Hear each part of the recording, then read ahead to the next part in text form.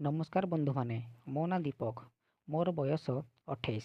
आज मु मो जीवन में घटी एक सत घटना कहूँ। आशा करे आपण मानक घटनाटी भल लगे। कथा है आज को 2 वर्ष तलर माने 2019 मसीहा मु बेंगलुरु रे गोटे बेसरकारी कंपानी रे काम करे। सेथर 2 वर्ष पर घर को फेरी थाए। किछि दिन घरे रहिबा परे भाबिली मामू घर आड़े टिके जाइकी बुली आसबि। स्थिर होइथिबा दिन मामू घर को पहुँची गली। समस्ते मते देखी बहुत खुशी हेले। मु पहुँचु पहुँचु आई केते कण खाद्य सबू बनैकी रखिथिला ओ आई मते सबू खुआइला। ठीक एतिकी बेले गोटे सुंदरी झियो रूम भीतर को पशि आसिला। मु हठात चिन्हि पारिली नाही। से किंतु मते देखी अरे भाई तू केतेबेले आसिलु कही कुंडेई पकेइला। आई कहिला अरे चिन्हि पारिलु कि नाही, ए होउची निशा, +3 परीक्षा सारिकी छुट्टी काटिबाकू आसीची। निशा हेला मो माउसीर झियो, मो ठारू 6 वर्ष छोट। हे भगवान तू निशा एते बड़ हेइगलुणी कही आश्चर्य होई उठिली। तापरे दुहें बसी बेश किछि समय गपिलु। दिनटा एमिति समस्तଙ୍କ सह गपी गपी कटिगला। रात्रि भोजन समय आसिला। निशा पिलादिन भली जिद्दी कला जे मो भाईक सह खाइबी। समस्ते खाइसारी शोइबा पई चालीगले। मु भी आई मोर शोइबा व्यवस्था करि देइथिबा रूम को गली। दिन सारा पूरा बस यात्रा ओ समस्तଙ୍କ सह कथाबार्ता होई प्रबल हालिया लागुथाए।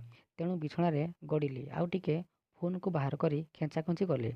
एते हालिया होइथिबा सत्वे भी जमारू निद आसु नथाए। समय हेबो प्राय 12:30। भाबिली जदि एबे न शोइबी ताहेले काली सकाळ उठिबाटा कष्ट होइजिवो। तेणु फोन को रखिदेई आखि बंद करी शोइबाकू चेष्टा कली। किछि समय परे रूमर कबाट खोलिला। मु आश्चर्य होई देखिली किए बुली। रूमटी अंधार थिला किंतु रूम बाहरे आलुओ थिला। जना पडुथला जे निशा आसीची बुली। मते आश्चर्य लागिला से काहींकी आसीची बुली। से मते भाई भाई कही केते थर डाकिला। मु किंतु शोइबार नाटक करुथाए। मो देहकू हलाई पुणी डाकिला भाई भाई, किंतु मु शुणिली नाही। से सेमिति किछि समय मो बिछणारे बसी रहिला। मु किंतु हालका आखिरे ताकू देखुथाए। मु आखि बंद करी चुपचाप सब परी पड़ी रहिथाए। हठात मते मो बांडर पिचका उपरे किछि गोटे अनुभव कली। अल्प आखिरे खुली देखिली जे से मो बांडकू चुमा देउची। आस्ते आस्ते मोर संपूर्ण बांडकू चुमिबारे लागिला। मते भारी भल लागुथाए। किछि समय परे से मो बांडकू निज पाटिरे भर्ती करी देला। ओह ओह कि अद्भुत अनुभव। से जीभरे चाटी पकाइला मो बांडकू। मो देह कौन हो जाउथाए एभली अनुभव पाइबी। आस्ते आस्ते से मो बांडकू चुषिबारे लागिला। ता नाଳରେ मो बांड पेड़ पूरा भिजी जाइथिला। से भी अनबरत मो बांडकू पाटी भीतर बाहर करी चुषि पकाउथला। बेले बेले मोर संपूर्ण बांडटी नाଳ सरोवर होइथिबारु तार तंटी जाके पहुँची जाउथला। मते भारी आश्चर्य लागुथाए जे मोर एते बड़ बांडटीकू से संपूर्ण भावरे केमिति तार छोट पाटिरे पुरेई देउची। विश्वास करंतु मो बांडटी बेसी नहेले भी 6 इंच लंबा 4 इंच पाखापाखि मोटा हेबो। से जहा हेउ से किंतु मो बांडटीकू एते जोर रे चुषु पकाउथला जे से रूमटी चपचप ओ चरचर निश्वासरे कंपी उठुथाए। आउ बेले बेले मो बांड ता तंटी जाए पहुँची गले से खासी पकाउथाए। मोर धैर्यर सीमा लंघिजिबा उपरे। निशा किंतु पागल परी मो बांडकू खाई चालुथाए। मु एबे संभाली पारु नथाए। से किंतु थमिबार ना नेउ नथाए। भाबुथाए से जदि बांडकू बाहर न करे ता पाटिरे सब बाहरी जिवो, बास आउ कौन हेबो। से जेमिति अनबरत चुषि चालुथाए मो बांडरू चपचप करी बीर्य बाहरिबाकू लागिला। निशा मोर बीर्य बाहरिबा अनुभव करिया मात्रे मो बांडकू पुणी थरे संपूर्ण निज तंटी जाके भर्ती करनेला ओ सेठी धरी रखिला। एते चिपा अनुभव पाई मो बांडरू चपचप करी अनर्गल बीर्य झड़िबाकू लागिला। ता चिपा तंटी भितरे मोर बांडर बीर्य झड़िबा समयरे थक थक अनुभव हेला। प्राय किछि सेकेंड सेमिति रहिला। मोर मने हुए जीवनर सबुठारु अधिक बीर्य से दिन बाहरिथिला। से जहा हेउ किछि समय परे से मो बांडकू पाटी भितरु बाहर कला। किछि समय मो पेट उपरे शोई रहिला ओ निज निश्वास प्रश्वासकू साधारण कला। मु जानी पारिली जे बीर्य एबे ता पेट भितरे पहुँची जाइछि। से जहा हउ किछि समय परे से मो बांडकू पाटी भितरु बाहर कला ओ किछि समय मो पेट उपरे शोई रहिला। निज निश्वास प्रश्वासकू साधारण कला। मु जानी पारिली जे बीर्य एबे ता पेट भितरे पहुँची जाइछि। से उठी पड़िला ओ मो मुह पाखकू आसी मो उठकू चुमी पकाइला। मते एते घृण लागुथाए जे कौन कहिबी। सेई उठ किछि मिनिट आगरू मो बांडकू चुषि बीर्य पीथिला। किंतु से किछि समय मो उठकू चुषिया परे मोर कान पाखरे आसी कहिला, मु जानिछि तू शोइनु, आशा करे तते भल लागिथिबो। ଏହା कही से मो पाखरू उठी चालीगला। ମୋତେ ବିଶ୍ୱାସ ହେଉନଥିଲା ଯେ ଆଜି ମୋ ସହିତ କ'ଣ ଘଟିଗଲା। ସେ ଅନୁଭବକୁ ଭାବି ଭାବି ମୋର କେତେବେଳେ ଆଖି ଲାଗିଗଲା। ପରଦିନ ସକାଳେ ମୁଁ ଡେରିରେ ଉଠିଲି। ଆଉ ଡାକ ଶୁଣି ନିଦ ଭାଙ୍ଗିଗଲା।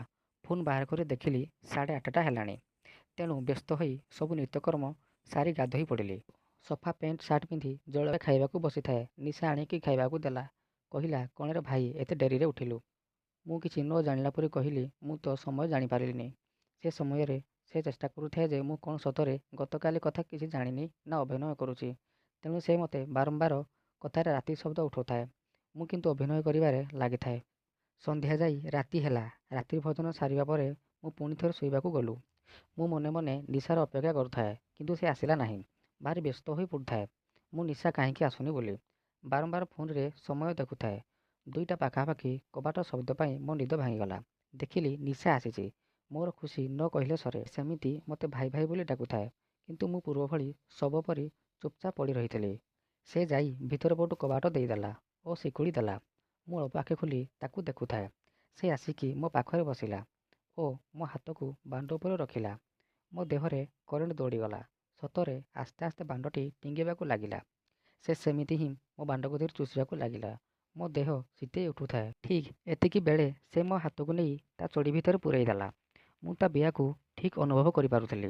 ସେ ଏପଟେ ମୋ ବାଣ୍ଡକୁ ସେମିତି ଚୁଷି ଚାଲୁଥାଏ। ମୂଷଳ ପରି ଶକ୍ତ ହୋଇଯାଇଥାଏ ମୋ ବାଣ୍ଡ। ଲିପ୍ସା ଉଠି ପଡ଼ିଲା ଓ ତା ପ୍ୟାଣ୍ଟକୁ ଖୋଲିଦେଲା। ମୋ ପ୍ୟାଣ୍ଟକୁ ପୁରା ବି ଖୋଲିଦେଲା। ବେଡ୍ ଉପରେ ଉଠି ସେ ମୋ ବାଣ୍ଡକୁ ଧରି ସେ ତା ଭିତରେ ପୂରେଇବାକୁ ଚେଷ୍ଟା କଲା। କିନ୍ତୁ ମୂଷଳ ପରିକା ବାଣ୍ଡ ତା ବିୟା ଭିତରେ ପଶିବା ମାତ୍ରେ ସେ ଚିଲେଇ ଉଠୁଥାଏ ଓ ଝଟକା ଦେଇ ଉଠି ଆସିଲା। ମୁଁ ଆଉ ସମ୍ଭାଳି ପାରିଲିନି। ମୁଁ ନିଶାର ଜଙ୍ଘ ଦୁଇଟାକୁ ଧରି ପକେଇଲି। ସେ ଚମକି ପଡ଼ିଲା ମୋତେ ଉଠିବା ଦେଖି। ସେ ସାଙ୍ଗେ ସାଙ୍ଗେ ବିଛଣାରୁ ଓହ୍ଲେଇ ପଡ଼ିଲା। ତାକୁ ଡରିଯିବାର ଦେଖି ମୁଁ ବି ଉଠି ପଡ଼ିଲି।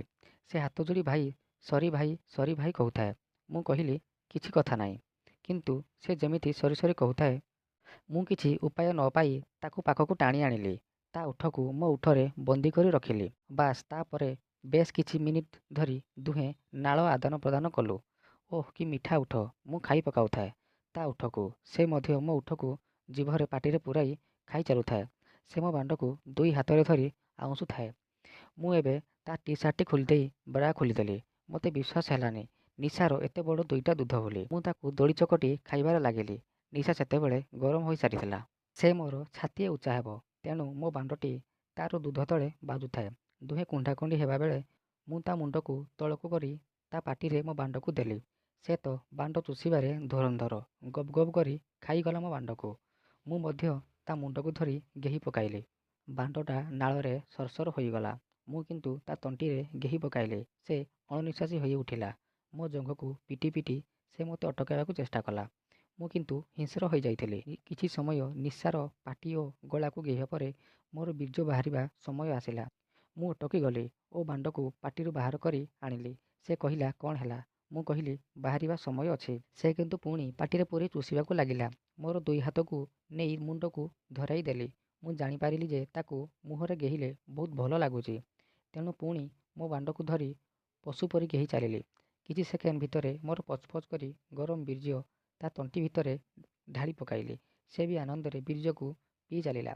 ଶେଷ ବୁନ୍ଦାଯାକେ ବାଣ୍ଡରୁ ଚିପି ଚିପି ବୀର୍ଯ୍ୟକୁ ଚାଟି ଖାଇଲା। ସେ ମୋତେ ଚାହିଁଲା। ମୁଁ ତାକୁ ଟେକି ଆଣି ତା ଓଠକୁ ଚୁମି ଚାଲିଲି। ସତ କହୁଛି, ମୋତେ ତା ପାଟିରୁ ମୋର ବୀର୍ଯ୍ୟର ଗନ୍ଧ ଓ ସ୍ୱାଦ ମିଳୁଥିଲା। କିନ୍ତୁ କାମାନ୍ଧ ହୋଇ ସେ ସବୁକୁ ନିଘା ନଥାଏ। କିନ୍ତୁ ସେ ଭିତରେ ମୋର ବାଣ୍ଡ ପୁଣି ଥରେ ଶକ୍ତ ହେବାକୁ ଲାଗିଲା। ଏଥର ନିଶାର ତୃପ୍ତି ଓ ନିଭାଇବାକୁ ପଡ଼ିବ। ତାକୁ ବିଛଣା ଉପରେ ଶୋଇଦେଲି ଓ ତା ଗୋଡ଼ 2ଟାକୁ ଆଡ଼େଇ ଦେଇ ତା ବିୟା ଉପରେ ଆଙ୍ଗୁଳି ରଗଡ଼ିଲି। ସେ ପୁରା କମ୍ପି ଉଠୁଥିଲା। ମୁଁ ଧୀରେ ଧୀରେ ତା ବିୟା ଭିତରେ ଆଙ୍ଗୁଠି ପୂରେଇଲି। ତା ବିୟା ଭିତରଟା ନାଳୁଆ ହୋଇଯାଇଥାଏ। ତାକୁ ଉଠେଇ ତା ଗାଣ୍ଡି ତଳେ ମୋର ତକିଆ 2ଟାକୁ ଦେଲି। ଗୋଡ଼ 2ଟାକୁ ଅଡ଼େଇ ଦେଇ ମୋ ବାଣ୍ଡର ପିଚକା ଉପରେ ଛାପ ଦେଇ ବିୟା ଉପରେ ରଖିଦେଲି ଓ ଆସ୍ତେ ଆସ୍ତେ ମୋ ବାଣ୍ଡକୁ ଭିତରକୁ ପୂରେଇଲି। ସେ କଷ୍ଟରେ କାନ୍ଦି ପକାଇଲା। ମୁଁ ତାକୁ ଚୁପ୍ କରିଲି। ପୁଣି ଥରେ ବାଣ୍ଡକୁ ତା ବିୟା ଭିତରେ ରଖି ଆସ୍ତେ ଆସ୍ତେ ଗେହି ଚାଲୁଥାଏ। ତାକୁ ବହୁତ କଷ୍ଟ ହେଉଥିଲା। କିନ୍ତୁ ମୁଁ ବି ପ୍ରଥମେ ଗେହୁଛି। ମୋତେ ଲାଗିଲା କାଳେ ମୋ ବାଣ୍ଡଟା ତା ବିୟାଠାରୁ ଅଧିକ ବଡ଼, ତେଣୁ ପୂରା ପଶୁ ନାହିଁ। କିନ୍ତୁ ମୁଁ ବି ଗେହି ଚାଲୁଥାଏ। ସେ ଓହା ଓହା ହୋଇ ବୋଉ ବୋଉ ଡାକ ଛାଡ଼ୁଥାଏ। ଆସ୍ତେ ଆସ୍ତେ ତା ବିୟା ଢିଲା ହେବାକୁ ଲାଗିଲା ଓ ନାଳୁଆ ହେବାକୁ ଲାଗିଲା। ମୁଁ ଟିକେ ବେଗ ବଢ଼େଇଲି ଓ ଗେହିବାକୁ ଲାଗିଲି। ଆସ୍ତେ ଆସ୍ତେ କରି ମୋର ସମ୍ପୂର୍ଣ୍ଣ ବାଣ୍ଡଟି ତା ବିଆ ଭିତରେ ପଶିବାକୁ ଲାଗିଲା। ଲିସା ଖାଲି ପାଗଳଙ୍କ ଭରି ଚିତ୍କାର କରୁଥାଏ, କିନ୍ତୁ ମୁଁ ତା ପାଟିକୁ ବନ୍ଦ କରି ରଖିଥାଏ ଓ ତା ବିଆକୁ ଛେଚି ଚାଲୁଥାଏ। ଏମିତି କିଛି ସମୟ ଭୀଷଣ ଗେହିଲା ପରେ ଲିସାର ସବୁ ଗଲୁ ପାଣି ବାହାରିଗଲା। ମୁଁ ମଧ୍ୟ ଅନବରତ ତା ବିଆକୁ ଗେହି ଚାଲିଥାଏ। ତାକୁ ଏତେ ସୁଖରେ ଦେଖି ମୁଁ ବି ଆଉ ସମ୍ଭାଳି ପାରିଲିନି। ବାଣ୍ଡକୁ ବିଆରୁ ବାହାର କରି ତା ଛାତି ଉପରେ ବସି ପଡ଼ିଲି। ସେ ବି ହସି ଦେଇ ପାଟି ଖୋଲିଦେଲା ଓ ଆଁ କରିଦେଲା। ସେ ନିଜେ ମୋ ବାଣ୍ଡକୁ ହଲେଇ ହଲେଇ ନିଜ ପାଟିରେ ପୂରେଇ ପୁଣି ଚୁଷିବାକୁ ଲାଗିଲା। ମୁଁ ବି ତା ପସନ୍ଦର ଜୁସ୍ ତା ପାଟିରେ ଢାଳି ଦେଲି, ଯାହାକୁ ସେ ମନ ଆନନ୍ଦରେ ଖାଇଗଲା। ମୁଁ ସେଥର ମାମୁଁ ଘରେ 2 ଦିନ ଜାଗାରେ 10 ଦିନ ରହିଲି। 10 ଦିନ ଭିତରେ ନିଶାର ପାଟି ଓ ବିଆକୁ ଥୟ ଦେଇନି। ସେ ମୋର ଯେତିକି ବୀର୍ଯ୍ୟ ଖାଇଛି ବୋଧେ ଜୀବନରେ ତାକୁ ପ୍ରୋଟିନ୍ ଅଭାବ ହେବ ନାହିଁ। ଆଶା କରେ ଆପଣଙ୍କୁ ଭଲ ଲାଗିଥିବ ମୋ ଜୀବନର ଏହି ଅଦ୍ଭୁତ ଘଟଣାକୁ। ଯଦି ଭଲ ଲାଗିଛି ତାହେଲେ ନିଶ୍ଚିତ କମେଣ୍ଟ, ସବସ୍କ୍ରାଇବ୍, ଲାଇକ୍ କରନ୍ତୁ।